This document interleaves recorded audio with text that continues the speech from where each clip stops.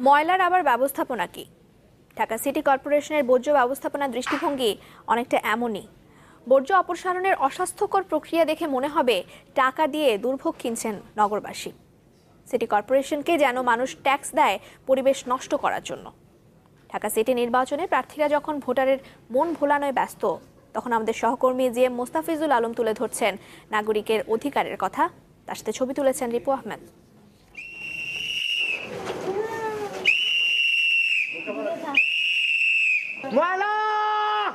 ময়লাওয়ালা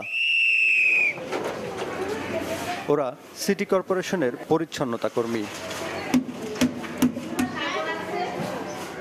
নগরীর বাড়ি বাড়ি গিয়ে ময়লা সংগ্রহ করা ওদের কাজ। ওদের মাধ্যমে প্রতিদিন প্রায় ৫,০০০ টন গৃহস্থালী বর্জ্য উন্মুক্ত পদ্ধতিতে সংগ্রহ করে ঢাকার ২ সিটি কর্পোরেশন।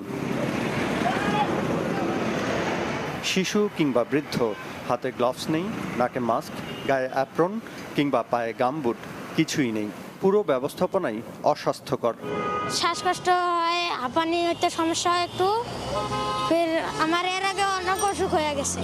কর্ম নাই, কিছু নাই, এখন এই কর্মের লেগে মনে করেন কর্ম করে খাইতে হয়। এই কর্মীরা শহরের বিভিন্ন জায়গায় সিটি কর্পোরেশনের নির্ধারিত স্থানে বর্জ্য এনে ফেলছেন। অধিকাংশই রাস্তার ওপর খোলামেলা, যেনতেনভাবে। পথচারী আর আশপাশের মানুষের জন্য যা দুঃসহ দুর্ভোগের কারণ। গরমের মধ্যে তো যে কোনো গন্ধ, এমনিতেই তো আপনার গরমের মধ্যে কষ্ট, সেই সাথে যদি গন্ধ পাওয়া যেত তো আরও শ্বাসকষ্টের অনেক প্রবলেম হয়। এরকম যে ওপেন গ্রাউন্ডে দেখেন, এখানে সর্বোপরি সবার সমস্যা হচ্ছে, এতে শারীরিক অনেক সমস্যা হচ্ছে আমাদের। কিছু ক্ষেত্রে কন্টেইনার দেয়া হলেও তা রাখা হয়েছে ব্যস্ত সড়কের উপর। এটা একটা বাস স্টেশন, পাশে একটা মার্কেট।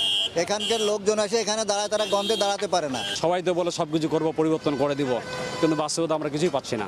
আমরা এই দুর্ভোগ দেখতেইছি। যদি নির্বাচিত জনপ্রতিনিধি আসে, সেক্ষেত্রে হয়তো মানুষ অন্তত বলার একটা জায়গা পাবে। কাজ হবে কি হবে না সেটা বলতে পারবো না।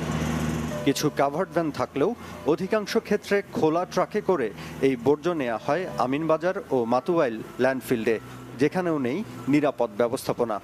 অথচ এই কাজের জন্য ২ সিটি মিলে বছরে প্রায় ১৭ কোটি টাকা খরচ করে। আমিনবাজারের ডাম্পিং সাইটটা কিন্তু পুরো পানির ভিতরে, বন্যা প্রবাহ এলাকা, যেটা আইনের সরাসরি লঙ্ঘন।